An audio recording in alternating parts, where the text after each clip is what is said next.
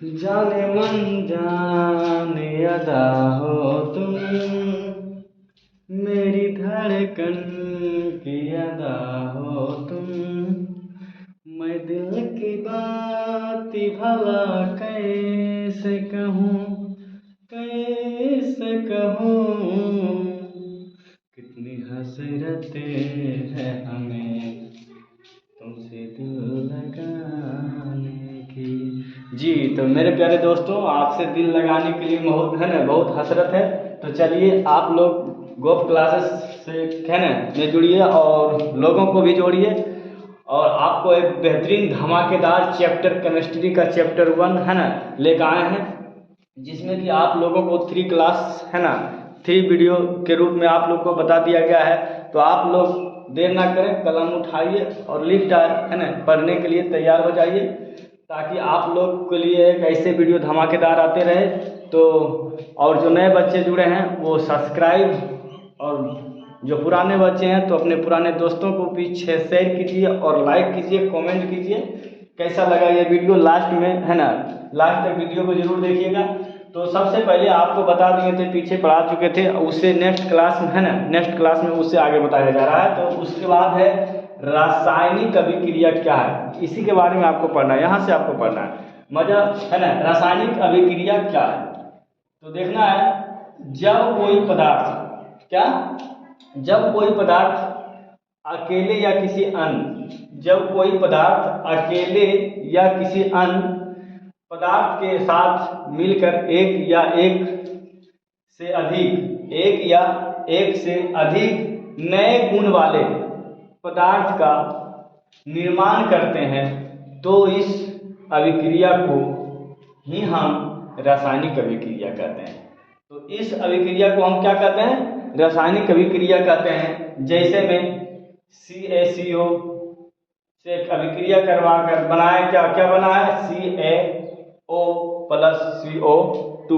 बाबू संकेत आप लोग को पीछे वीडियो में दे दिया गया है, आप लोग अगर नए जुड़े हैं तो पिछले वीडियो पर जाकर देख लें, संकेत लिखा चुके हैं। बार बार संकेत को लिखाना ठीक नहीं होगा, तो आप लोग उसको याद रखिएगा।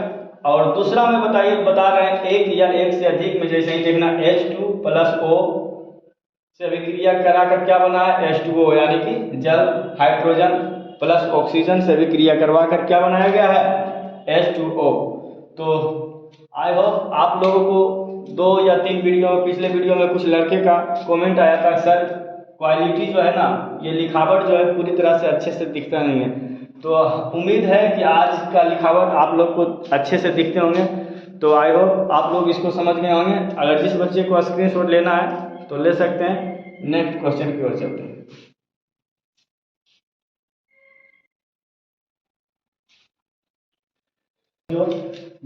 जिसमें है कि अभिकारक, अभिकारक किसको कहते हैं, है ना, अभिकारक किसको बोलते हैं। तो रासायनिक अभिक्रिया में भाग लेने वाले पदार्थ को अभिकारक कहा जाता है ना। क्या कहा जाता है, जो रासायनिक अभिक्रिया में भाग लेता है ना, जो भाग लेता है उसे हम अभिकारक कहते हैं। जो भाग लेने वाला होता है उसे अभिकारक कहते हैं। और प्रतिफल या उत्पाद देखना है, रासायनिक अभिक्रिया होने के बाद, रासायनिक में जो भाग ले रहा है और रासायनिक क्रिया हो जाने के बाद बनने वाले पदार्थ को उत्पाद कहते हैं। क्या कहते हैं, उत्पाद कहते हैं। क्या कहते हैं, उत्पाद कहते हैं। चलिए, तो अभिकारक में बताया जो कि भाग लेने वाले होते हैं, और भाग लेकर जो बन जाता है, लास्ट में वो बनता है, तो उसको क्या बोलते हैं, प्रतिफल बोलते हैं। जो कि आप लोग जानते ही होंगे मैथ में, जिसे हम भाग देते हैं तो वो उसमें भाग है ना, तो भाग फल वाला तो सिस्टम इसमें है नहीं। इसमें जिससे कि हम भाग देते हैं वो अभिकारक होगा, और जो भाग देकर आता हो उसे प्रतिफल या उत्पाद कहते हैं। ठीक है, तो आप लोग यहाँ तक तो आप लोग समझ गए होंगे, है ना, यहाँ तक आप लोग समझ गए होंगे।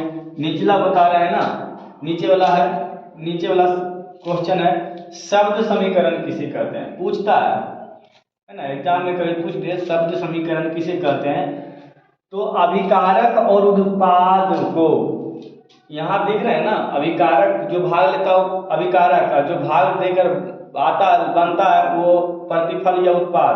और इसमें देखना शब्द समीकरण में अभिकारक और उत्पादों को शब्द जब शब्दों के द्वारा व्यक्त किया जाता है तो उसे शब्द समीकरण कहते हैं। तो उसे क्या बोलते हैं बाबू? शब्द समीकरण कहते हैं। तो समझ में आ गया होगा है ना, शब्द समीकरण किसे कहते हैं। जैसे मैं देखो दे दिए बाबू आप लोगों को, जैसे मैं दे दिया है मैग्नीशियम।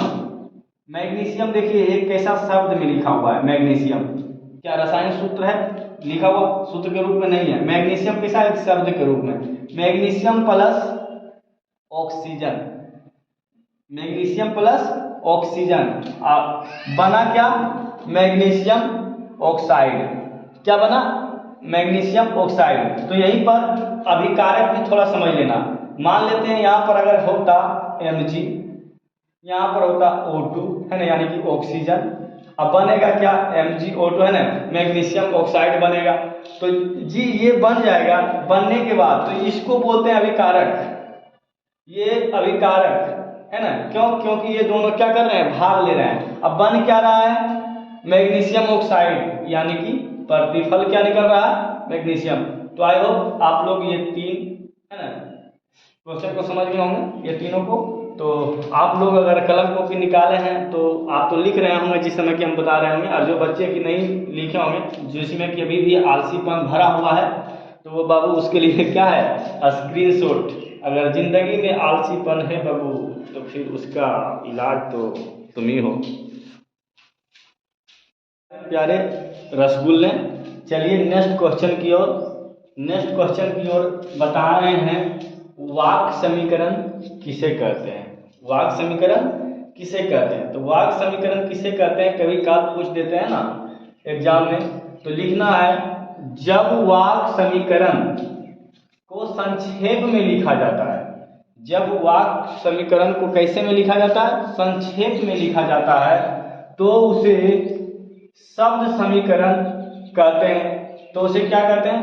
शब्द समीकरण कहते हैं। और जब शब्द समीकरण को सूत्रों के द्वारा लिखा जाता है तो उसे रासायनिक समीकरण कहते हैं। इनमें जो बाबू बताया गया है तो दो भी है ना, दो परिभाषा बता दी है। यहाँ से देखना है जब शब्द समीकरण को सूत्रों के द्वारा व्यक्त किया जाता है, सूत्र के द्वारा, जैसे मैं नीचे दिया हुआ है ना, समीकरण को सूत्रों के द्वारा व्यक्त किया जाता है तो उसे रासायनिक समीकरण कहते हैं। और वाक् समीकरण में जब वाक् समीकरण को संक्षेप में लिखा जाता है तो उसे शब्द समीकरण या वाक् समीकरण ठीक है कहते हैं। तो आप लोग यहाँ तक समझ गए होंगे ये दो। अब देखना आगे क्या है, कभी काल पूछ देता, आपको लिखा हुआ रहेगा नीचे इस तरह से लिखा होगा, जब हाइड्रोजन तथा ऑक्सीजन आपस में अभिक्रिया करते हैं तो अभिक्रिया के फलस्वरूप जल का निर्माण होता है। इस तरह से लिखा होगा और पूछ देगा कि बताइए ये वाक् समीकरण है या शब्द समीकरण है या रासायनिक समीकरण है। अगर आपको इस तरह से पूछ दे तो आपको क्या जवाब देना है? जब हाइड्रोजन तथा ऑक्सीजन आपस में अभिक्रिया करते हैं तो अभिक्रिया के फलस्वरूप जल का निर्माण होता है। तो इसे क्या कहते हैं बता सकता है कोई? बाबू कौन सा शब्द है? कौन सा शब्द है ये? नहीं पता है ना, तो देखो लिखा देते हैं, लिख लेना। इसको बोलते हैं वाक् के समीकरण।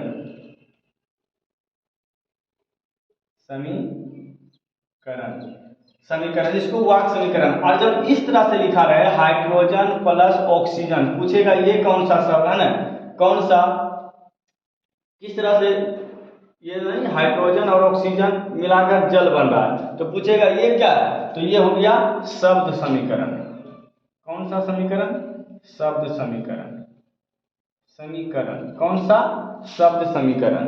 ये हो गया शब्द समीकरण है ना, लिख लेना बाबू वाक् समीकरण, शब्द समीकरण। और देखना तीसरा में अगर इस तरह से रहे हाइड्रोजन ऑक्सीजन प्लस H2O, अगर ये सब मिलकर ये दोनों को मिलाकर है ना प्लस हो गया यहाँ, ये दोनों को मिलाकर H2O बन रहा है। तो ये कौन सी है? रासायनिक समीकरण है, रासायनिक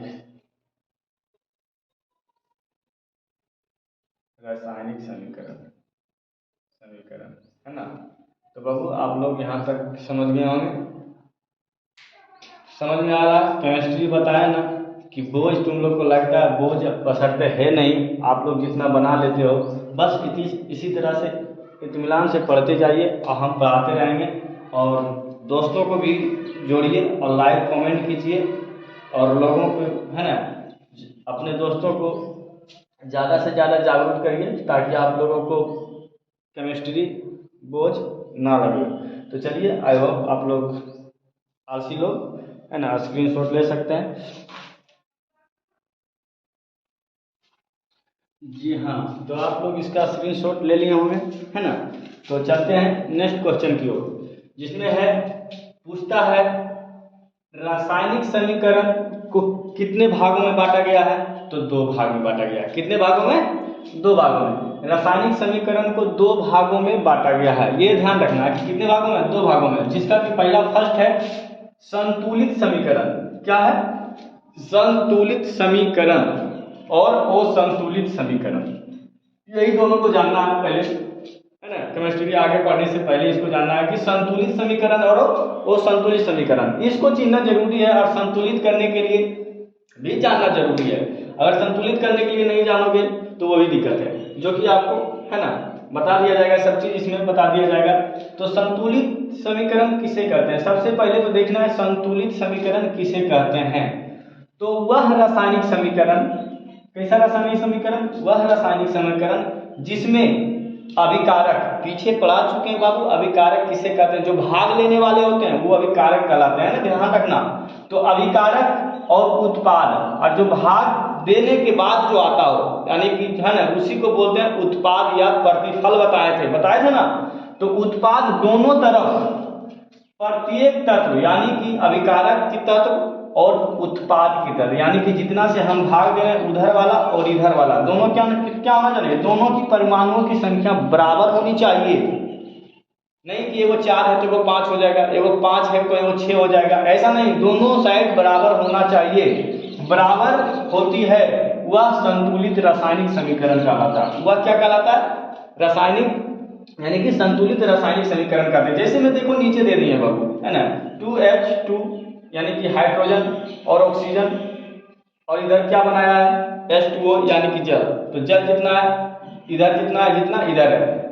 बहुत को लगता होगा कहाँ से सर हाइड्रोजन 2 गो है, इधर तो है ना ऑक्सीजन में 1 ही है ऑक्सीजन और इधर 2 गो है। तो नहीं बाबू, जब इधर है तो इसके लिए भी है 2 है, ठीक है। जो कि हम संतुलित करने के लिए, अगर आप लोग बोलोगे तो एक संतुलित करने के लिए एक अलग वीडियो ला सकते हैं जिसमें कि सिर्फ संतुलित करने के लिए रहेगा। ऐसे आप संतुलित करने के लिए बताएंगे, ठीक है। 1-2 इसमें दिया जाएगा, दे दिया जाएगा। लेकिन अगर तुम लोग अगर ज़्यादा से है ना कमेंट में अगर ज़्यादा बच्चा करोगे है ना, तो ज़्यादा से ज़्यादा अगर जो कि नहीं समझ में आ रहा है संतुलित क्या होता है, संतुलित करने के लिए कभी नहीं जाना हो केमिस्ट्री में कैसे होता है, एक तो होता है तुक्का मार होता है। तो तुक्का मार विधि बहुत गलत हो जाता है बाबू। जो कि गणितीय विधि है, वो गणितीय विधि आप लोगों को बताया जाएगा। इसके लिए आपको क्या करना होगा? कमेंट में लिखना होगा। कमेंट में जाकर लिखना होगा कि आप है ना बता दीजिए, तो हम जाकर बता देंगे है ना। अन्यथा फिर इसी तरह से बताया जा रहा है तो इसमें ही बताया जाएगा। लेकिन कमेंट करोगे तो और एनर्जी मिलेगा बाबू। क्या मिलेगा? एनर्जी, है ना।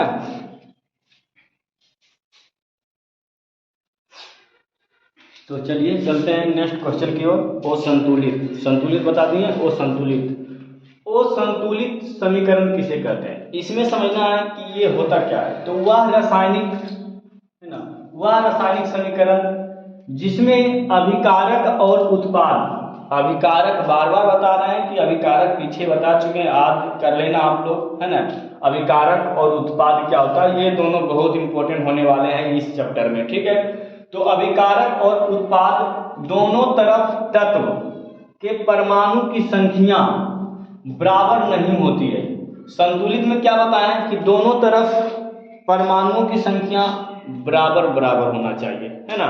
भाई में कभी गद्दारी नहीं, है ना। बराबर बराबर बंटवारा होना चाहिए। लेकिन वो संतुलित समीकरण में क्या बोले हैं कि वो संतुलित समीकरण में बताए हैं जिसमें कि एक साइड यानी कि अभिकारक की ओर या उधर जिधर भी हो तो दोनों तरफ बराबर नहीं होता है, उसी को हम क्या बोलते हैं, असंतुलित समीकरण कहते हैं। क्या बोलते हैं, असंतुलित समीकरण कहते हैं। जैसे में बताएं 2mg है ना, 2mg और इधर O2 और बना क्या MgO। क्या इधर और इधर दोनों एक जैसा है? नहीं, जितना परमाणु इधर है क्या उतना परमाणु इधर है, जितना परमाणु इधर है क्या इतना परमाणु इधर है? जी नहीं है, इधर ज्यादा परमाणु है इधर कम है। बस यही हो गया असंतुलित। इसी को तो समझना है, संतुलित और असंतुलित, ये आपको करने के लिए ऑलरेडी इसमें बताया जाएगा। ठीक है, आप लोग चिंता ना करें। बहुत को लगता होगा सर असंतुलित पहचानने के लिए तो समझ में आ रहा है कि इधर ज्यादा होगा तो इधर कम होगा तो वो संतुलित हो जाएगा, दोनों तरफ होगा तो संतुलित हो जाएगा। सर इसको निकालने के लिए आप है ना बता दिया जाएगा। तो चलिए नेक्स्ट क्वेश्चन की ओर आप लोग इसका स्क्रीनशॉट ले लीजिए। जी ले लिया जी।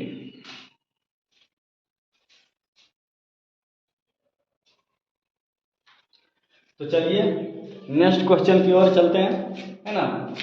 नेक्स्ट क्वेश्चन में आपको बताया गया है क्वेश्चन कि किसी भी रासायनिक को संतुलित करना क्यों आवश्यक होता है। अगर किसी भी रासायनिक है तो उसको संतुलित करना क्या जरूरी है ना, क्या है जरूरी, तो वो क्यों है यही समझना है। तो द्रव्यमान संरक्षण के सिद्धांत का पालन कराने के लिए, द्रव्यमान संरक्षण का सिद्धांत का पालन कराने के लिए रासायनिक समीकरण को संतुलित करना आवश्यक है। ये तो समझ गए हैं कि किसी भी रासायनिक को संतुलित करना क्यों आवश्यक है ना। आवश्यक है इसलिए क्योंकि द्रव्यमान संरक्षण के सिद्धांत का पालन कराने के लिए रासायनिक समीकरण को संतुलित करना आवश्यक होता है, क्योंकि इसी सिद्धांत के अनुसार रासायनिक अभिक्रिया के बाद, जब हम रासायनिक अभिक्रिया करवाते हैं तो उसके बाद द्रव्यमान का ना तो निर्माण होता है ना, द्रव्यमान का ना तो निर्माण होता है और ना ही विनाश होता है। ना तो उसका निर्माण होता है और ना ही विनाश होता है, क्योंकि बताए ना सिद्धांत के अनुसार रासायनिक क्रिया जब क्रिया करवाते हैं तो उसके द्रव्यमान में ना तो है ना कोई चीज का निर्माण होता है, बढ़ोतरी होता है, और ना ही उसका है ना विनाश होता है। समझ में आ गया। तो आप लोग को अगर पूछेगा किसी भी रासायनिक को संतुलित करना है ना, रासायनिक को संतुलित करना क्यों आवश्यक है, तो आप लोग है ना ये क्वेश्चन लिखिएगा। 100% गारंटी के साथ कहते हैं आपका एक भी नंबर नहीं कटेगा। अगर 2 नंबर का पूछा तो 2 नंबर में दोनों ही नंबर आपको दिया जाएगा, है ना। तो आई होप आप लोग समझ गए होंगे। तो इसको समझने के साथ साथ आप लोग को है ना आगे वाला चैप्टर में आगे आप लोग को कल के वीडियो यानी कि नेक्स्ट के वीडियो में आपको बताया जाएगा कि रासायनिक समीकरण को कितने तरीकों से संतुलित किया जा सकता है ना, उसका कितने तरीके हैं। तो ये जानने के लिए आप लोग है ना अगर इच्छुक हैं तो कमेंट में yes yes yes yes yes लिखिए, है ना। क्या लिखना है? यस, जी हाँ, जानने के लिए। और कल ही आपको बता दिया जाएगा कि संतुलित कैसे किया जाता है। तो आई होप आप लोग हमको है ना आशा दिला सकते हैं।